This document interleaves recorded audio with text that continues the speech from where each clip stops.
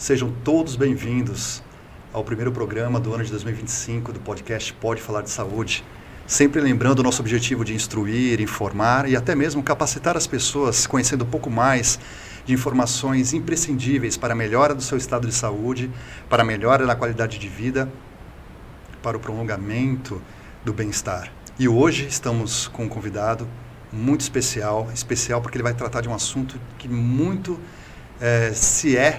é mencionado, principalmente na população que sofre de dores de quadril.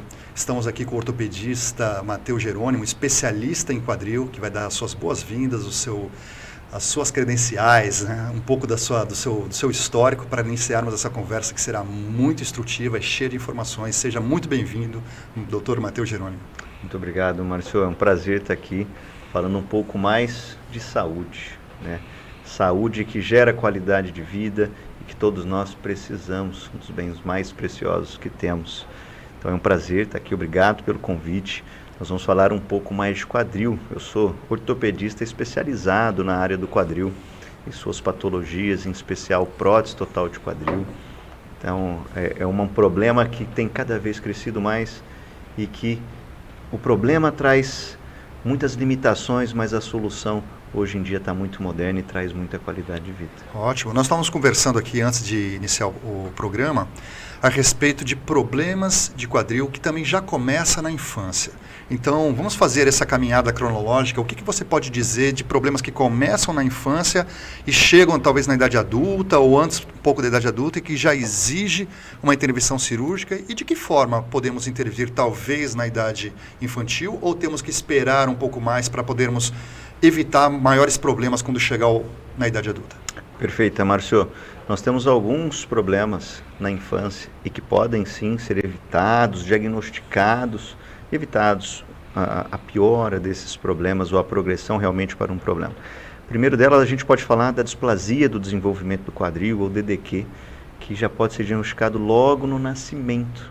Então, um exame como o Barlow e Ortolani, que o pediatra faz ali, por isso a importância, né, de neonato e tudo, especializado realmente porque esse diagnóstico pode ser feito, acontece por uma malformação ali da pelve, da articulação mesmo do quadril, né, da pelve e do fêmur em si, e essa articulação ela não é tão bem formada, então o quadril ele fica saindo do lugar.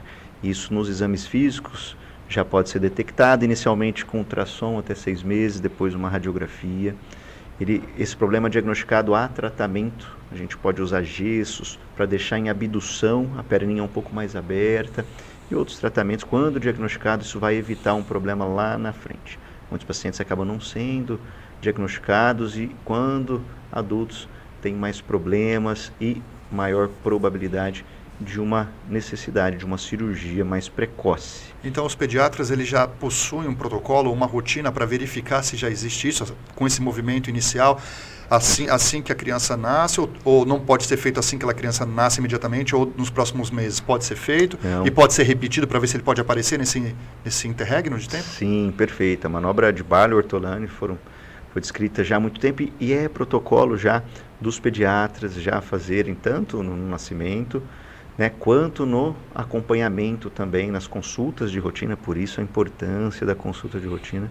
O pediatra pode ali suspeitar do problema, pedir os exames e muitas vezes, claro, esse acompanhamento conjunto com o ortopedista na suspeita, encaminhado para um ortopedista e ali sim diagnosticado e o ortopedista que vai tratar esse problema. Caso passe batido, quando a criança começa a dar os primeiros passos, é possível você identificar através do modo como ela anda ou só se ela se queixar de dor? Perfeito. Eu operei há 2 meses um paciente de 2 anos. Nossa. Porque realmente ele começou ali desde o deambular, esse paciente com problema, com uma marcha suspeita, não tão normal, os pais suspeitaram, inclusive levaram em alguns profissionais que inicialmente não diagnosticaram o problema e enfim, uma vez já diagnosticado, já não dava para fazer tratamento com gesso, a gente tem um limite de alguns meses, então o tratamento já é cirúrgico, temos que fazer uma cirurgia, osteotomia periacetabular para voltar com que esse fêmur encaixe novamente no acetábulo e ele pare de ficar luxando, saindo, e ali se desenvolva, porque o que vai desenvolver a cabeça do fêmur é realmente ele estar dentro do acetábulo. Então, depender da idade, o tratamento já é cirúrgico. No pós-operatório de uma cirurgia dessa, eu imagino que a criança deva ficar deitada, sentada, deve ser bem complicado para uma criança no pós-operatório. Como é que são as recomendações? Um pós-operatório desse realmente é muito desconfortável, por isso que o ideal é o diagnóstico mais precoce, mas quando isso não é possível e é necessária a cirurgia, o pós-operatório realmente é um pouco mais complicado. A criança vai ficar com um gesso que vai aqui da região do abdômen, né, um pouco abaixo do umbigo, aqui na altura do umbigo, até todo o membro. E essa criança vai ficar com essa imobilização. A gente deixa uma janela para fazer a higiene, mas imagine só uma criança aí de 1 ano e pouco, 2 anos, tendo que ficar aí 6 semanas com esse gesso. Um mês tá? e pouco. 1 mês e pouco, às vezes até 2 meses, a depender da idade dessa criança. Então, ficando com esse gesso desconfortável para os pais, para as crianças. O resultado é satisfatório, muitas das vezes, mas realmente o desconforto é muito grande, né? E existe ainda a possibilidade de ele desenvolver artrose mais precoce, porque realmente não foi diagnosticado lá atrás. É um problema muito comum. Então, mães, pais de crianças pequenas, recém-nascidos, ou que ainda estão para nascer, isso é muito importante. Tenha a certeza de que o acompanhamento está sendo correto, de que os exames foram feitos e o acompanhamento está sendo bem feito para diagnosticar a displasia do desenvolvimento do quadril ou DDQ ainda o mais precoce possível, logo após o nascimento, de preferência, e que seja feito o acompanhamento e o tratamento correto o mais breve possível, evitando assim muitos problemas. A criança que geralmente nasce com a perna um pouco arqueada tem alguma relação com o quadril ou simplesmente pode ser uma questão de alinhamento do membro inferior da perna? Pode, aquela perninha de cowboy às vezes, né? E a gente tem esses problemas que pode ser na tíbia, né, no osso da perna, igual a tíbia de Blount, que é realmente ela arqueada, e essa criança no deambular vai ficar muito mais fácil a gente diagnosticar quando ele começa a caminhar, né, porque recém-nascido a gente nasce com a perninha arqueada, é o máximo que nós temos, e depois com 7, 8 anos é o máximo que nós temos ali também de correção ou de valgo, que seria o contrário. Mas existe a patologia, quando isso é realmente excessivo, que fica mais evidente no início da deambulação, do caminhar, realmente uma tíbia patológica. Também pode ser no fêmur, então a gente está falando de deformidades ósseas. Agora, quando existe a displasia do desenvolvimento do quadril, essa criança começa a caminhar, como foi o caso dessa mãe, começa a suspeitar, e também é visível quando essa criança vai, às vezes, agachar no chão. Isso tocou num assunto muito interessante. Essa criança, às vezes, vai agachar no chão, ele tem dificuldade para cruzar as pernas de uma maneira comum, porque o quadril está fora do local. Então, essa criança vai ter algumas posições, algum desconforto e mesmo incapacidade de fazê-lo. Então, é sempre muito importante.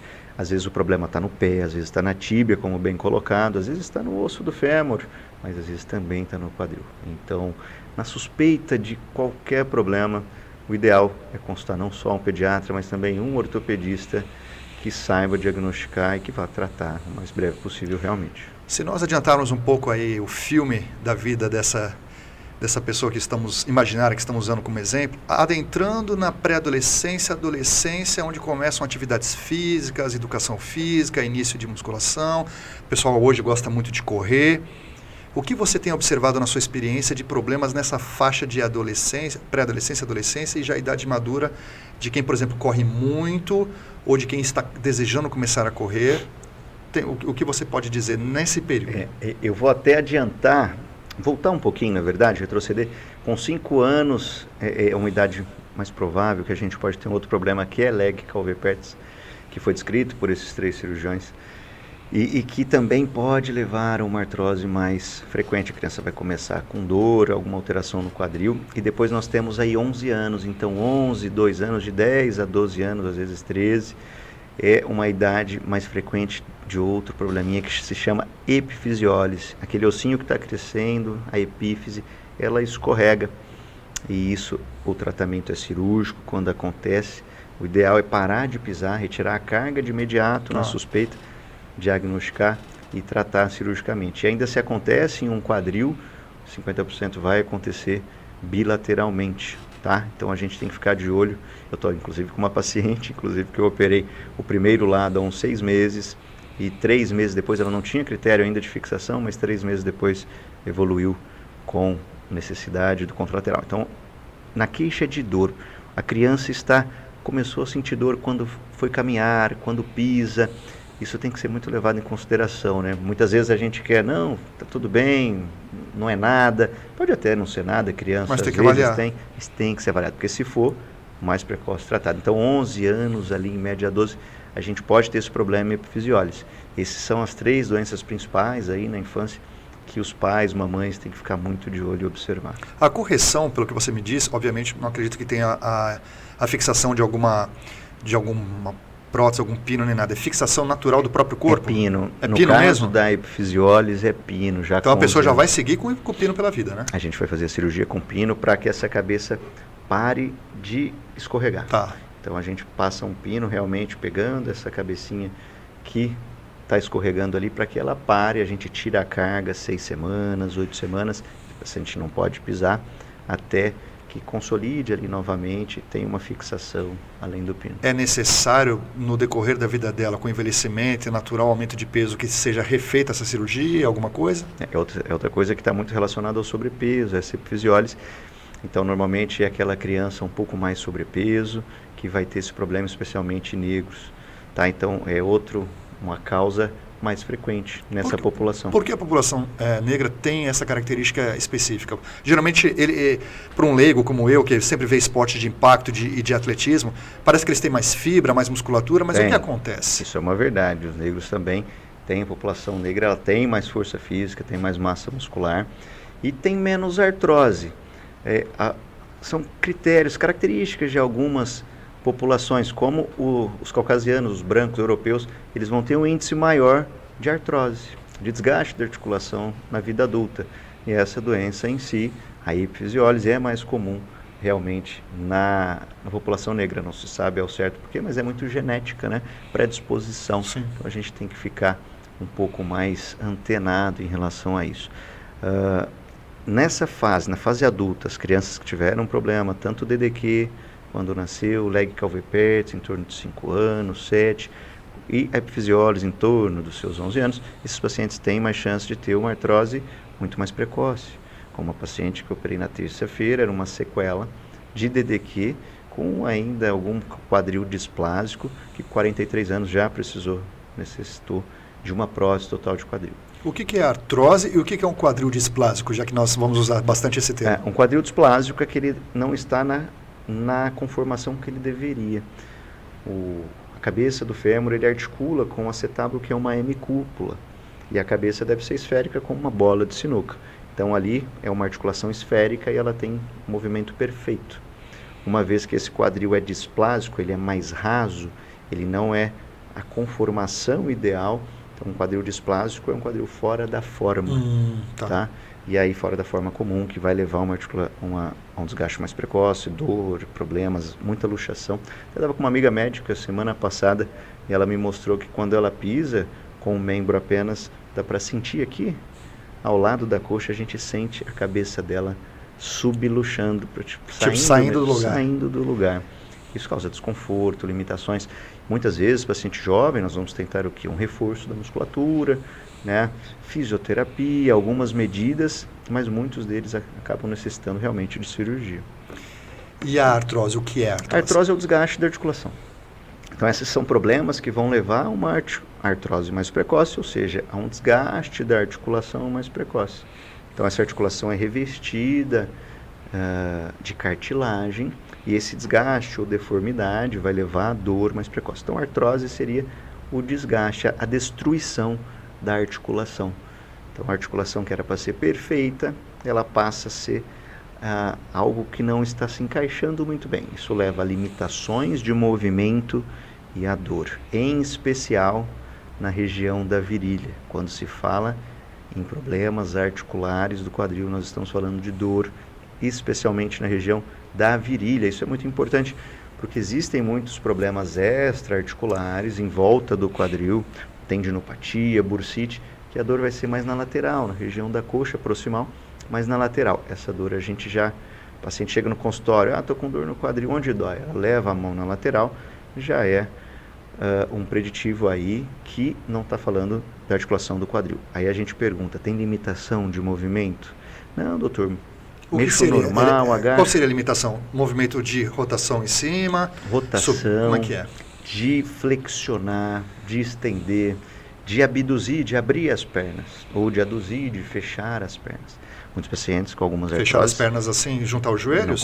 Não consegue aproximar os joelhos, realmente por uma limitação física, porque a artrose ela vai levar uma limitação física. Eu preciso ter um espaço na articulação, que é de cartilagem, e que esse quadril vai fazer o movimento. Se eu já acabei com esse espaço, eu não consigo mais ter um movimento. Deve causar uma dor. E aí todos os movimentos. E a destruição dessa cartilagem, da superfície da articulação, é onde nós temos mais receptores de dor, nociceptivos, então vai levar a uma extrema dor que é sempre progressiva. A artrose ela é progressiva. Então a tendência é que a artrose sempre vai estar piorando. Existem medidas para fazermos isso e vamos falar mais disso, mas a artrose ela é progressiva. Então a dor e a limitação tende a piorar a cada ano que passa. É possível a pessoa achar que está com uma dor e na verdade é o quadril por conta da irradiação dessa dor? É comum? Como é que funciona? Isso é perfeito. O que tem, assim, a dor do quadril está muito relacionada à coluna lombar em especial. Então o paciente tem essa dor mais na região lombar realmente, e pode, como tudo que sai aqui, eu sempre explico assim para os meus pacientes, tudo que sai do umbigo para baixo sai da coluna lombar. Então pode ser alguma compressão nervosa que dá problema, dor, ou parestesia, anestesia, perda de sensibilidade, Sim. Dor em qualquer região do membro, então pode ser coluna. Isso a gente vai incluir o quadril. Mas ao mesmo tempo, muitas dores no quadril, pela limitação de movimento e impacto, como está encaixado na pelve, a pelve está encaixada na coluna, então muitos pacientes também com dor no quadril evoluem com dor na coluna. Em especial, você opera esse paciente e depois, doutor, minha dor na coluna melhorou. Porque a relação realmente existe. É interessante. E outra muito interessante ainda, dor no joelho. É? Muitos pacientes com dor no joelho pode ser irradiada, principalmente por um nervo que passa lá, fundo na articulação, que chama nervo obturatório. Ele irradia e dá mais uma região na dor, na localização anterior da coxa, até o joelho. Então, muitos pacientes... Que não é ciático. Que não é ciático. O ciático costuma ser posterior, pela localização dele realmente. E essa dor, paciente especial, ele mexe o quadril e dói o joelho. Interessante. E alguns pacientes, é mais raro, mas alguns pacientes vêm comigo, já passaram, porque dor no joelho eu não tem nada, dor no joelho eu não tem nada. E às vezes ele não tem dor no quadril e tem dor no joelho. E não tem nada no joelho realmente, a dor é no quadril, porém ele irradiado. Interessante, né? A gente opera o quadril, doutor, melhorou a dor no joelho. Então não é comum. O paciente, às vezes, o mais frequente é uma dor mista. Ele tem dor no quadril, que irradia para o joelho e também dói a lombar. Aí a gente opera, doutor, melhorei tudo, minha dor lombar melhorou, meu joelho melhorou. Claro, existem a relação, pode sim ter problemas conjuntos, né, relacionados, mas isso é muito frequente e é muito interessante. A melhor forma de diagnosticar ressonância e tomografia? A melhor forma de diagnosticar um raio-x. Raio-x? Antes do raio-x, um bom exame físico e uma boa conversa. Hoje, infelizmente, a medicina ela está muito acelerada, ela está muito... Muitos pacientes já chegam no consultório, doutor, eu quero um exame, né? Eu estou com dor, eu quero um Ele exame. já quer o exame, né? Eu quero uma ressonância. Não, vamos conversar, então, vamos conversar, mas eu quero um exame. Eu queria que o senhor me pedisse um exame. De vez em quando a gente tem essas pérolas. E a maioria das vezes, uma conversa, entendendo melhor onde é a dor desse paciente, como ela se comporta, o que ele faz que piora. Em especial o que perde primeiro, a rotação interna e a flexão. Então, o paciente com dificuldade para flexionar a coxa, a articulação do quadril, e para rodar interno, a rotação interna ela é de 30 graus, o paciente não consegue. Ele levanta com dificuldade, ele sobe e desce a escada com dificuldade, ele tem dificuldade para entrar e sair do carro, sentar em lugar baixo. Esse paciente, tudo indica que ele tem um problema no quadril. Qual o exame que eu peço? Depois de um exame físico e uma conversa, claro que eu vou examinar e vou diagnosticar. Uma radiografia. Uma radiografia a gente vai ver os espaços articulares e ali vai ser diagnosticado a artrose em quase 100% das vezes. O diagnóstico ele vai vir da conversa e de um bom exame físico. A confirmação, um raio-x. Algumas vezes nós precisamos lançar mão de uma ressonância e problemas mais graves, às vezes de uma tomografia para avaliar o osso, mas pensando mais em cirurgia, pensando mais em alguns problemas onde não foi diagnosticado. Mas um exame físico, uma conversa e um raio-x é o diagnóstico e já a conduta ali em praticamente quase 100% das vezes. O quadril é algo muito presente em muitos problemas, mas interessante que é pouco falado. As pessoas acham que é sempre coluna, hérnia de disco, tal, mas vamos falar um pouquinho antes de começar com a parte dos atletas. O maior inimigo é o sobrepeso, né? É o sobrepeso, a genética está muito influenciada nas dores do quadril, né? Então, os pais, os avós tiveram alguns problemas, essa pessoa pode ter uma chance genética, é muito importante, assim como tais problemas é mais frequentes em população para lá, seja caucasiano, seja europeus, a gente também vai ter essa genética, então, que está muito relacionada. Segundo, o sobrepeso, o sedentarismo, ou a sobrecarga intensa de esportistas, mas o sobrepeso, que hoje a população está cada vez mais obesa, isso mundial, por conta dos fast foods, alimentos, todo mundo muito corrido, comendo processados, ultraprocessados, então isso tende a aumentar a reação inflamatória, é outro assunto que a gente tem muito para falar, mas isso tende sim, o sobrepeso levar a uma sobrecarga mecânica, e o sobrepeso muitas vezes vem acompanhado de sedentarismo. Então já é uma pessoa mais sedentária, que não pratica atividades de fortalecimento, já é uma pessoa que está levando pelo sobrepeso uma maior carga articular. Se eu junto isso com uma genética que favorece, eu tenho uma artrose por sobrecarga mecânica muito mais precoce. Ótimo. Então, antes de nós entrarmos nesse assunto de alimentação, que eu acho que você tem muito a dizer, eu queria que você abordasse 2 pontos. Já que a criança pode, independente dela ter ou não, porque é muito recomendado, um esporte para uma criança que ela possa também ajudar ou não, talvez uma natação, ou, sei lá, para as meninas um balé, ou que seja o que você pode dizer assim, para ajudar talvez a... Eu não sei se existe uma profilaxia para questões do quadril, né? Para você evitar doenças. Sim. Mas eu quero que você emende essa resposta nessa febre que está chegando agora com tudo no YouTube dos fisiculturistas. O que isso pode causar. Eu sei que todos eles geralmente são preparados, mas tem uma galera que está muito empolgada com os youtubers fisiculturistas que estão fazendo muito sucesso. Perfeito. O que pode acontecer no quadril se o cidadão achar que tem que colocar tanto peso num leg press, num agachamento? Então, começa com as crianças e vai para isso aí, depois a gente vai para a alimentação. Bom, criança. Primeiro que a gente tem que ter muita noção, as crianças são reflexos e se espelham nos pais. Você que tem 3 filhos, né? Você pode dizer, né? Eu que tenho 3 filhos, sei dizer. Então, muitas vezes, muita coisa que eu faço para a minha saúde, seja na minha mesa, em relação à alimentação quanto à atividade física, muitas vezes a gente está cansado, a gente está corrido, mas as nossas crianças se espelham em nós, e não é frequente eu ir para academia, e minhas crianças querem ir para academia, e às vezes eu acabo levando no horário que não tem ninguém. Então, assim, as crianças vão se espelhar nos pais. Então, a saúde das crianças começa no exemplo que os pais dão. E ponto, seja alimentar, seja em relação à prática de atividade física. Ótimo. Então, os pais que querem preservar a saúde da criança e evitar problemas, sejam exemplos, tanto na alimentação quanto na rotina de exercício físico. Esse é o melhor jeito de ajudar a criança, isso é indiscutível.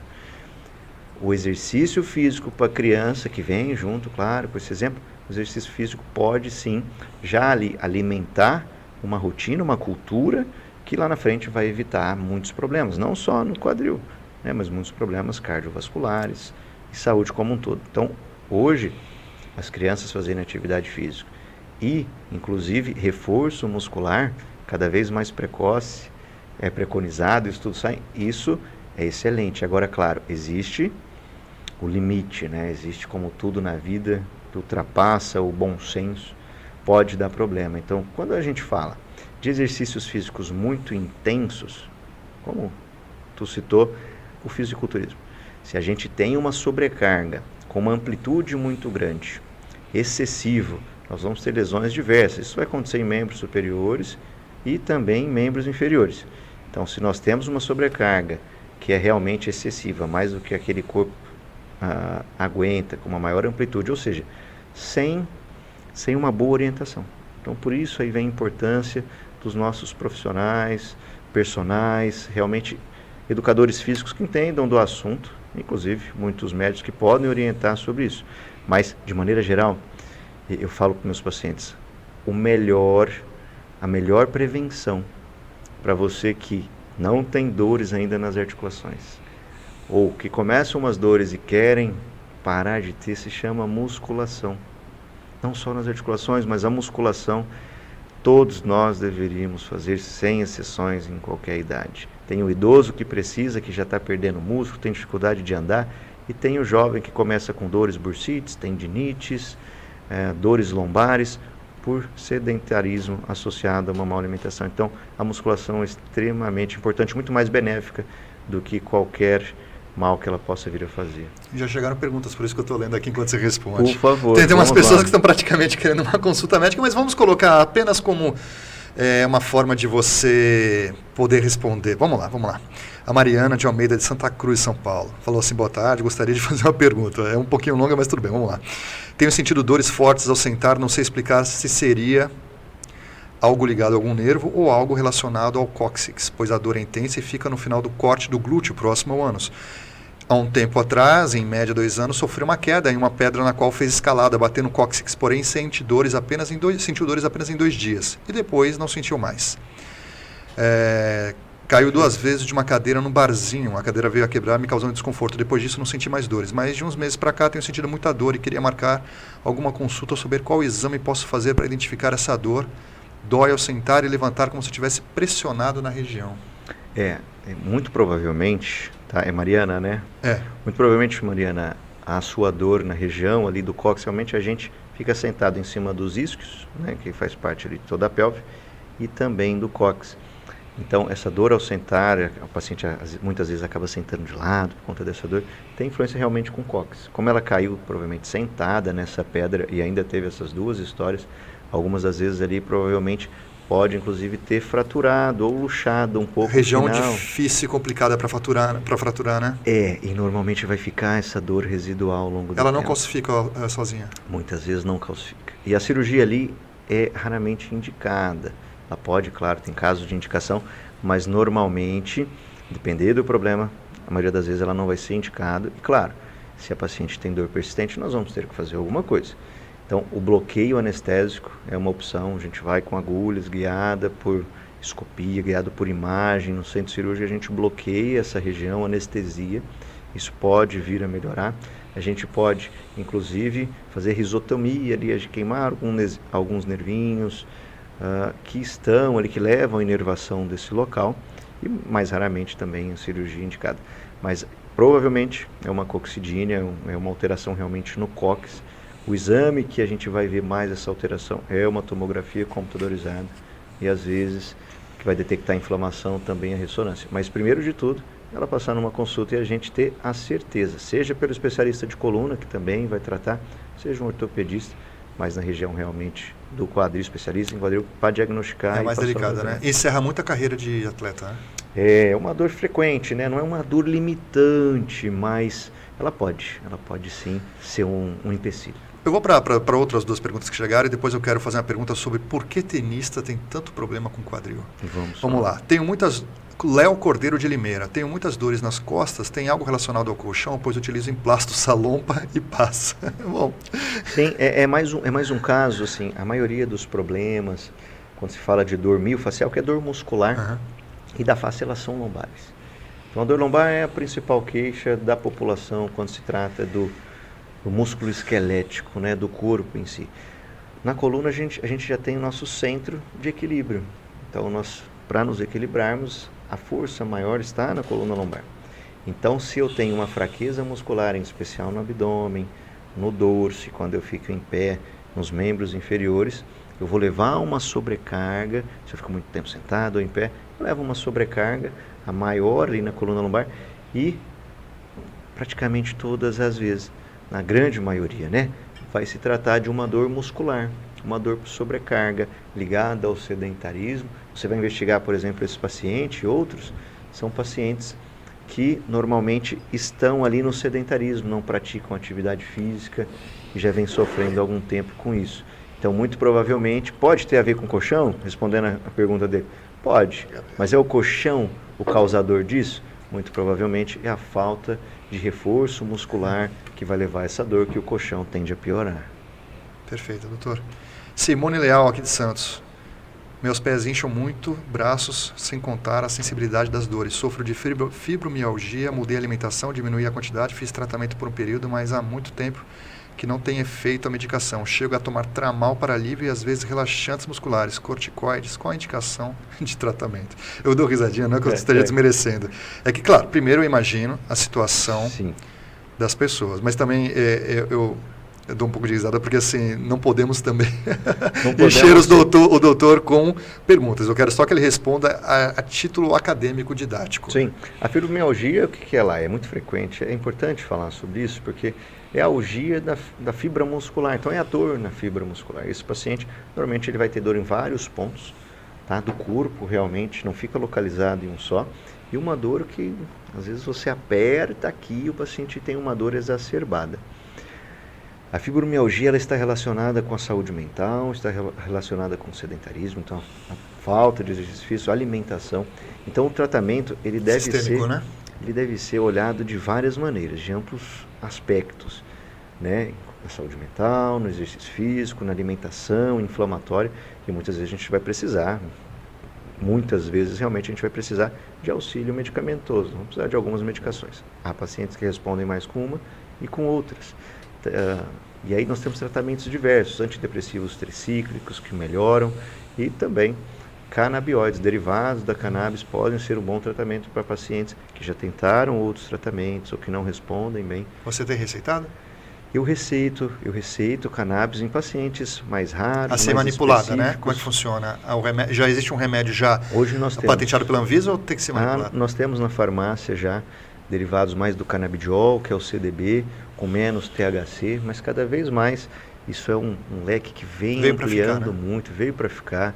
Tratamentos de convulsões, dores crônicas, o THC atrapalha?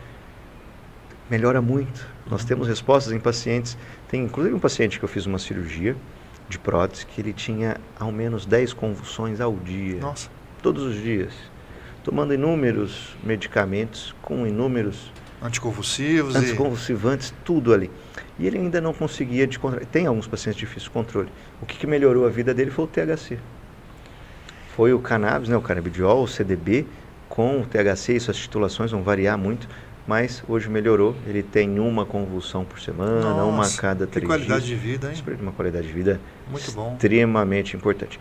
Há pacientes com autismo, muitos usos cada vez mais realmente o derivado da cannabis, claro, sendo administrado com consciência e com cuidado, mas com resultados realmente cada vez mais significativos. Fazendo um apanhado de todas essas perguntas, é bom eles procurarem um ortopedista, né? Sempre. Claro, a gente quer orientar, né? Nós orientamos, a gente está aqui informando a população para que realmente surjam mais dúvidas e muitas sejam retiradas, mas se é o seu caso, o ideal é procurar um especialista para que seja diagnosticado o mais breve possível e evitar muitos problemas.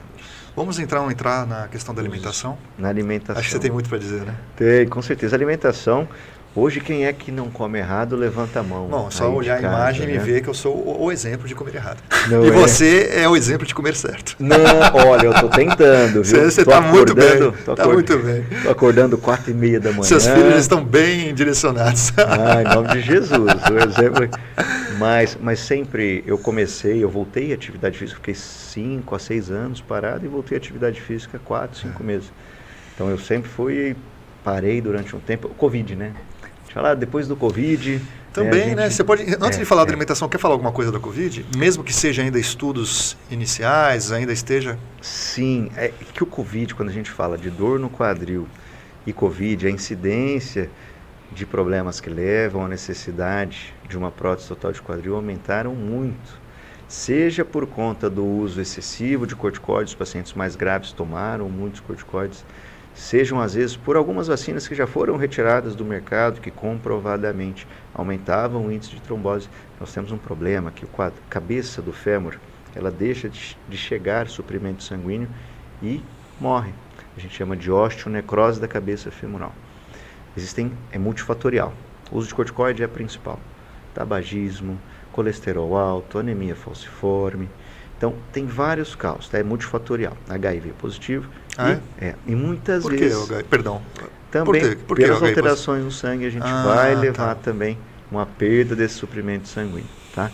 Então, e por conta dos tratamentos também, está multirrelacionado. Então, nós temos que, depois do Covid, isso aumentou muito. Independente desses fatores, por mais que 50% das vezes nós não vamos conseguir achar uma relação, o paciente tem osteonecrose e a gente não achou outra relação. Depois do Covid, nós tínhamos alguns, hoje, a necessidade de cirurgia de prótese total de quadril em pacientes jovens, depois do Covid, seja pelo tratamento, seja ainda não muito elucidado a implicação dessas vacinas que aumentam comprovadamente o índice de trombose, aumentou muito o índice de osteonecrose e a necessidade de prótese total de quadril. A osteonecrose da cabeça femoral, se a gente pegar lá no começo com a cabeça ainda redondinha, ainda esférica, pode existir tratamentos mais simples, como a descompressão do quadril, que não é uma prótese. Não é sucesso em todas as vezes, mas é uma tentativa menos invasiva. Mas com a morte, a necrose, essa cabeça vai ficar mais amolecida, ela vai colapsar, vai perder a esfericidade, levar uma dor intensa, normalmente é mais abrupta, ela começa de uma hora para outra, de uma semana para outra. Pode correr o risco de uma sepse? Pode. Não, é raro. Não por conta da necrose, mas talvez pelos tratamentos em si, tá? E aí vai levar a essa dor, limitação e necessidade de prótese. Essa necrose, ela não permite, por exemplo, o aparecimento de focos infecciosos, não? Não. Não é uma necrose que é uma necrose asséptica da perfeito. cabeça femoral. Porque sempre quando eu escuto necrose, sempre tem um panorama aí de infecção, mas não é o caso nesse caso. Não é o caso. Claro, muitas necroses, as infecções podem levar a necrose, que é a morte do osso. Mas a osteonecrose da cabeça femoral é asséptica, né? Foi a falta de suprimento sanguíneo que levou à morte dessa cabeça, o colapso, dores e limitações intensas, normalmente repentinas, e necessidade de prótese total de quadril em muitos pacientes jovens. Então nós estamos operando paciente de 20 e poucos anos, frequentemente, tá? Eu operei paciente de 23 anos e 27 anos ano passado. E qual é o padrão? O que está acontecendo?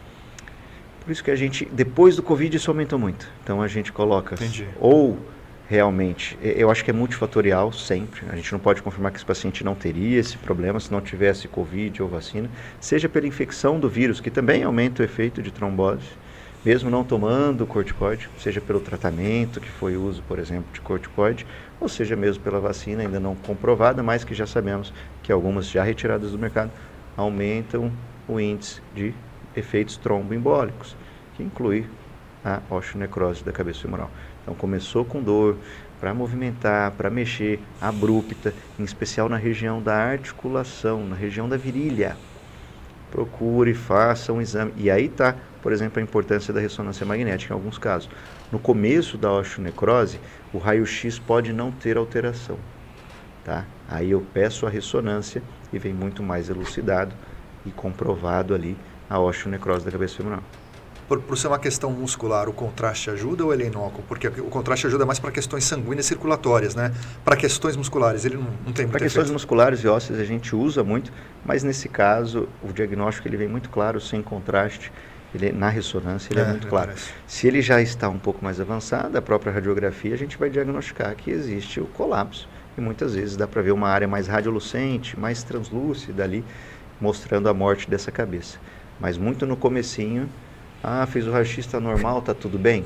Se ele tem sintomas, se tem características de dores articulares, aí a ressonância é muito importante. Aí a importância dos exames complementares bem direcionados. E vamos falar de alimentação então? Vamos falar de alimentação. Tome sua água, porque agora vem aquilo que quase todos nós fazemos de errado. Ô Chico, hein? Gostei disso aqui. Azul, minha cor preferida. Você está falando de saúde. A pergunta foi feita e você está respondendo. Amém. Eu amo tudo isso. Vamos falar sobre alimentação, né? Como eu estava falando, quem só come certo, levanta a mão aí de casa. Provavelmente, poucos o farão, se necessário fosse. Alimentação, em especial, esses fast foods, alimentos ultraprocessados, muito sódio, muita química, isso vai levar a maior inflamação do corpo em geral. Proteína também, animal? Porque já tivemos a visita de nefrologistas, eles estavam falando assim, poxa, para você aliviar um pouco o rim, vai para os grãos, vai para uma dieta mais mediterrânea. A presença de carne na tua área não tem relevância. Não tem relevância. Ótimo. Tá? Pessoas com insuficiência renal, outros problemas, realmente a proteína, que vai ser para passar pelo rim, pode sobrecarregar e vir a dar mais problemas realmente. Mas em mim são mais os alimentos inflamatórios e que vão levar, além do aumento da inflamação como um todo, vão aumentar o sobrepeso. Então me dá uma listinha de alimentos inflamatórios e alimentos saudáveis que devem começar a empurrar os inflamatórios para fora da mesa e ocupar espaço principal. Aquela mesa bonita que a gente vê numas fotos, hoje é mais raro, mas que a gente vê nas fotos dos nossos avós, que eram alimentos da fazenda, alimentos da terra. O que nasce da terra, o que Deus criou, esses alimentos tu pode colocar na sua mesa. Alface, tomate, cebola, grão Legumes, de bico, verduras, grãos. claro, melhor ainda se for orgânico, para a gente fugir. Mas esses alimentos, é o arroz, feijão, a carne, balanceado, também não é só carne, também não é só arroz, frutas, legumes, verduras, é isso que a gente precisa das dietas, é o que Deus fez. O que Deus não fez, a gente já levanta suspeita. E que ele fez direitinho, é a gente que inventa. Então se a gente vai aí para o salgadinho, se a gente vai para o mercado, nós temos uma quantidade, pega um Gatorade, eu gosto de Gatorade, mas esses dias eu falei, gente, eu estou tentando cada vez ser mais saudável, Gatorade, saúde, quem faz esporte, a hora que tu vai ler, é muita sódio, química, né? É muito sódio, acho que tem quase 300. Se a gente vai para refrigerantes, energético, tomar um energético. E energético é uma febre. Tanto que está associado à prática de esporte. Tu quer ver outra febre? Quer ver outra febre? Que inclusive eu me incluo nisso. Mas aquelas bebidas lácteas com proteína. Não vamos citar nomes. Que está sempre geralmente perto do caixa, né? Está fazendo muito 15 gramas sucesso de lá. proteína, 13 gramas de proteína. Pô, vou tomar, tem proteína, estou malhando. Só que tem conservante, né? Está na caixinha, na temperatura ambiente, como é que faz? Tem sódio pra caramba. E tem, inclusive, muitos deles açúcares, ou pelo menos carboidratos. Então, com a desculpa da gente consumir proteína, a gente acaba consumindo mais um processado. Mas e o whey? Poderia ajudar também por uma alimentação no meio da tarde, assim? O whey, ele ajuda, mas também a gente não pode colocar toda a esperança nele, porque ele também vai ter conservantes. Claro. Não foi Deus que fez o whey. Então, aquele pozinho que você mistura e de repente fica pronto, ali tem. Então, ele pode sim suplementar, mas ele não pode substituir as dietas ou ser tomado em excesso, porque estou tomando proteína. Então, tudo isso a gente vai para multiprocessados. Então, salgadinhos, bolachas, refrigerantes. E o pessoal da bebida, do destilado ou do fermentado, como é que funciona? Eu não tomo um pingo. Acho que nem precisa, né? Porque a comida já me desequilibra o que eu acabo escolhendo. Mas e o pessoal da cerveja e do destilado? Aí a gente vai entrar no coração do brasileiro, a cervejinha. Eu também não consumo mais há algum tempo. E te fez bem, né? Muito. Tanto da parte intestinal, sobrepeso, a caloria de uma cerveja é extrema, né? E adição... E ninguém toma uma só, né? Ainda se tomasse uma só era menos prejudicial. Mas o álcool em si, ele é prejudicial. Ponto. Então, quando a gente fala de bebida, seja destilado porque não é fermentado, é bebida, é álcool, e ele é prejudicial para nós. E ele faz um estrago, né, no sistema sanguíneo, faz um estrago. Então, o ideal é que realmente não consuma bebida. Agora, o último vilão, que esse aí não tem defesa, eu peço desculpas, mas... Quero saber. É o cigarro, né, cara? Esse não tem defesa e... Tu fuma? Não. Senão eu estaria morto, né? Com sobrepeso, não. Imagina. O meu problema é carboidrato e fritura. Só. Eu não bebo, não fumo, nada. Mas estou com 20 quilos acima. Agora, por conta da minha atividade profissional ligada a hospitais e das mais diversas doenças que chegam para mim, e eu vou olhar no prontuário, ele é presente em quase todo canto. Fala mais, então, sobre cigarro. Cigarro. O cara pensa assim, o cara começou a falar o médico começou a falar de quadril e agora ele vai falar de cigarro. Inclusive o cigarro, tabagistas tem mais necrose da cabeça femoral. Então vão ter mais efeitos tromboembólicos e entre eles vai ter mais doença, osteonecrose da cabeça femoral e maior problema e necessidade de cirurgia. Então, se tratando de quadril. Mas a saúde como um todo, né? É aquilo. Pensa em 2 pontos positivos do cigarro. Né? Nenhum. Só o dono, né? Esse é o ponto positivo que ganha. E aí, sabe o que é interessante? Falar de cigarro é muito interessante. Muitos pacientes meus já pararam de fumar. Então, se tu é fumante... Que você estimulou. Que eu estimulei. Ótimo. Se tu é fumante, está assistindo, não quer parar de fumar, mais um falando, dá um pause e volta daqui a pouquinho. Tá? Porque é o seguinte, Quem fuma sabe que faz mal. Ou tem alguém que fuma e não sabe que faz mal. Quem fuma sabe que faz mal e sabe que precisa parar. Mas não para. Sabe por quê? Se essas pessoas vissem os pacientes no final da vida, que estão dentro dos hospitais, porque passou uma vida fumando, sabendo que tinha que parar, se eles pudessem conviver, ou pudessem se ver, porque muitos que não param, infelizmente, estarão nessa mesma posição daqui a alguns anos. E aí quando está lá na beira da UTI, na beira da morte, não conseguindo respirar, aí eles param de fumar. Aí, meu amigo. Aí ele fala, eu me arrependo de não ter parado. Então os pacientes que fumam, eles sabem que fazem mal, eles sabem que tem que parar, mas parece um futuro muito longe. Não vai acontecer com ele. Ah, vamos viver hoje, só mais um cigarro. Ele me relaxa. Às vezes vai ser tarde demais, porque muitos... É uma morte fulminante. E é uma morte dolorosa. Um AVC. E quando não é no AVC, esse paciente vai ficar acamado. Às vezes, para higiene pessoal, precisar de ajuda de alguém. Insuficiência respiratória é algo... Uma das consequências, acho que é efizema, né? Que chama? Sim. DPOC. É a limitação, já não consegue essa pessoa respirar. As pessoas vão dar importância, por exemplo, ao fato de urinar, de fazer xixi, quando perde, quando tem uma insuficiência renal, precisa fazer uma hemodiálise. Fala, poxa, eu tinha que ter bebido mais água. Deixa eu beber um pouquinho mais aqui. O cigarro é da mesma maneira.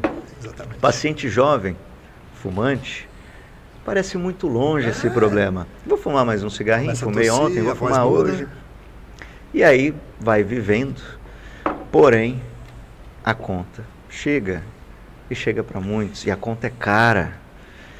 Então, assim, muitos pacientes eu opero e aumenta muito... A diferença dos pulmões. Olha só. Muito bem colocado pela produção. Muito bem colocado. Imagina aquele pulmão ali, entrando um ar puro, limpo, e ele conseguindo expandir e diminuir, né? Não tem como. Os problemas... E para chegar nesse grau, o problema é geral, não é só no pulmão.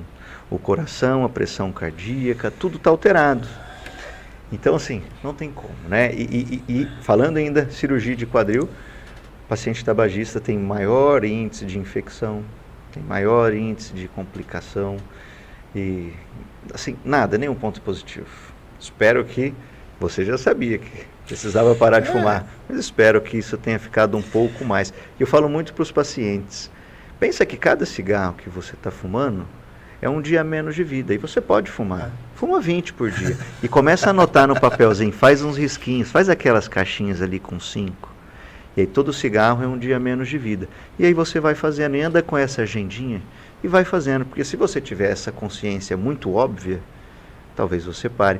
Eu fiz a cirurgia bilateral. Prótese total de quadril ao mesmo tempo de um paciente. Há pouco tempo eu faço muito. Mas um emblemático marcou. Chama Ricardo. Vou fazer só o primeiro nome. Ricardo, se estiver assistindo, um abraço. E eu passei visitando o Ricardo, ele não tinha parado de fumar na cirurgia, até a cirurgia. E eu passei, expliquei tudo e falei, Ricardo, ele fumava já há 40 e poucos anos, salvo muito engano. A partir daquele dia ali, ele nunca mais fumou. Olha. Ele nunca mais Parabéns fumou. a ele, então. Parabéns a ele. Muita força de vontade. E a vida dele mudou completamente. Como muitos pacientes meus... É jovem? Minha idade, assim? Mais ou menos. 60 e pouquinho. Uma vida já ali. Né? E realmente ele conseguiu parar imediato, uma força de vontade muito grande. É uma decisão.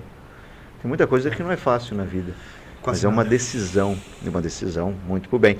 Como muitos pacientes meus iniciam a musculação, atividade física, porque eu sempre bato nessa tecla. Hábitos bons não só vai ser exemplo para os filhos ou para os netos, mas vai te evitar tantos problemas que se você pudesse ver lá na frente, você pararia agora. E muitos acabam tendo essa consciência, eu fico muito feliz com isso. E falando agora, que já estamos chegando quase nos 10 minutos finais, de um projeto bem interessante, diferente, que você iniciou, que é um documentário. Fala sobre ele, do que se trata, quanto tempo de duração, qual é o objetivo que você pretende alcançar com esse documentário. Esse já tem nome, né? Perfeito. É prótese total, é a revolução da vida. O que acontece? Muitos pacientes, eles desconhecem e nós temos medo do desconhecido. Claro, é óbvio, é natural, é uma defesa nossa. Muitos pacientes acham que fazer a cirurgia de prótese total de quadril vai deixá-lo acamado por muito tempo, vai sentir muitas dores, o risco é muito grande. E muitas vezes, muitos pacientes foram desacreditados por outras pessoas e, infelizmente, algumas vezes por outros profissionais, ou às vezes pelo Dr. Google. A prótese total de quadril, se bem indicada, bem realizada, com os materiais de última geração, a mudança, o impacto na vida desse paciente é extraordinária, é rápida e muitas das vezes é permanente, duradoura e muitos dos pacientes sem dor ou pouca dor, que com uma analgesia simples e passageira, que muitas vezes nem se compara à dor que esse paciente tem. Então a prótese total de quadril hoje é a cirurgia de melhor resultado, que melhor impacta, melhor mudança de vida, que mais impacta a qualidade de vida de todos os pacientes. Os materiais evoluíram muito, as técnicas evoluíram muito. Então hoje nós temos técnicas menos invasivas, que nós vamos preservar mais musculatura, mais vaso, nervo, menor sangramento, menor dor pós-operatória, uma recuperação extraordinariamente rápida. Para quais casos elas são indicadas a prótese total? A prótese é quando existe a degradação, da articulação, uma artrose já no seu nível que passou, já limita o movimento, já é uma dor intensa, já é uma artrose avançada. A pessoa já tem uma vida limitada mesmo, né? Tem uma vida limitada ou uma dor muito intensa. Já realmente a gente vai diagnosticar no exame e já mostra uma artrose avançada, onde tratamentos conservadores não serão relevantes e realmente a prótese vem. O paciente, por exemplo, na técnica que eu faço, os materiais que eu utilizo, o paciente caminha, a grande maioria, caminha no mesmo dia totalmente sem dor e caminha com carga total. A gente vai começar com muletas, às vezes com andador, mas esse paciente muitas vezes vai usar apoio um dia, 2 dias. Eu tenho alguns pacientes que não usaram nenhum dia. Então não precisa ficar de repouso para não ter carga? É diferente? Absolutamente. O pós-operatório é diferente do que tem sido costumeiramente indicado? Cada vez mais precoce e com total segurança. Então, hoje o meu protocolo, se você perguntar o Márcio, como vai fazer a cirurgia do Márcio? Como vai ser minha recuperação? Só o Márcio vai ter. Ninguém mais vai ter a recuperação sua. Então, com total segurança, com acompanhamento personalizado, os pacientes têm meu número 24 horas. Então, a gente consegue entregar a recuperação mais rápida para aquele paciente. Então, não dá para eu falar, vai usar andador 1 mês para todos, para a vovó de 83 anos, que já estava praticamente uma cadeira de rodas, e para o atleta que ainda consegue fazer musculação, praticar, porém tem muita dor e limitação. Então, com acompanhamento... O documentário, ele veio com uma ideia da minha esposa, inicialmente. Falou, a gente tem que divulgar isso, porque os pacientes cada vez mais chegam dia a dia no celular, eles não sabem, têm medo, acreditam que vai ser, e é a crença da maioria, acredita que vai ser muito doloroso, que vai ser muito demorado, vai ficar afastado muito do trabalho. Então o documentário realmente foi para mostrar a realidade dos pacientes, né? Essa é o primeiro documentário, já foi feito, o primeiro episódio é uma paciente bilateral, né? Nós fizemos as 2 cirurgias, os 2 lados, as 2 próteses ao mesmo tempo. Então é uma situação real. Situação real, onde a gente acompanhou ela antes, durante a cirurgia e depois. A gente está mostrando realmente como pode impactar positivamente, devolver qualidade de vida e retirar as limitações. Ótimo. Com a prótese total de quadril, quando bem realizada. Com esse recurso visual, a pessoa vai conseguir entender, além de todas as explicações que você já deu, e sentir na figura do próprio paciente o que significa essas suas instruções. Já estamos chegando praticamente no final, temos 2 minutos.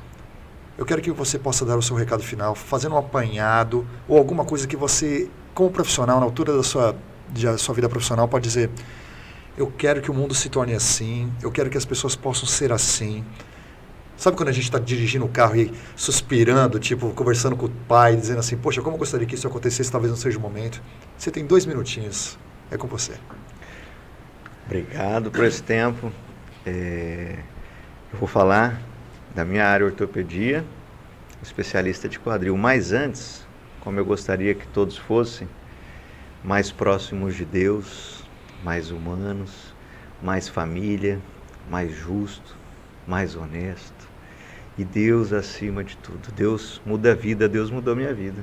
pode mudar de vocês. Então, se tem uma coisa que antes de falar da minha profissão eu posso falar, é que busque Deus, se aproxime de Deus e busque sua salvação. Isso eu não poderia deixar de usar.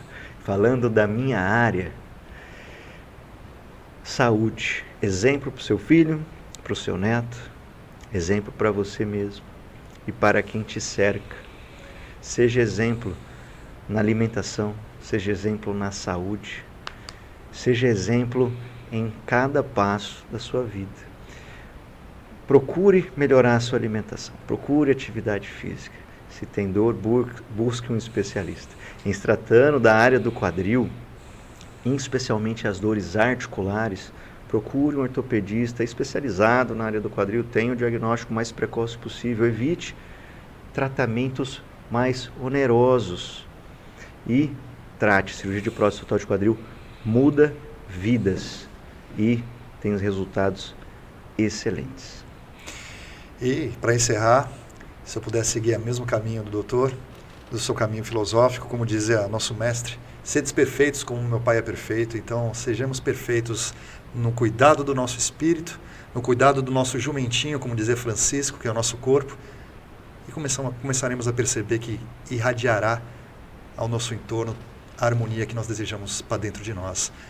Muito obrigado novamente, doutor. A sua presença foi excelente em todos os sentidos. Só temos a agradecer. E para vocês, até a próxima. Mais um episódio do Pode Falar de Saúde? Sim, sempre, com qualidade. Um abraço a todos.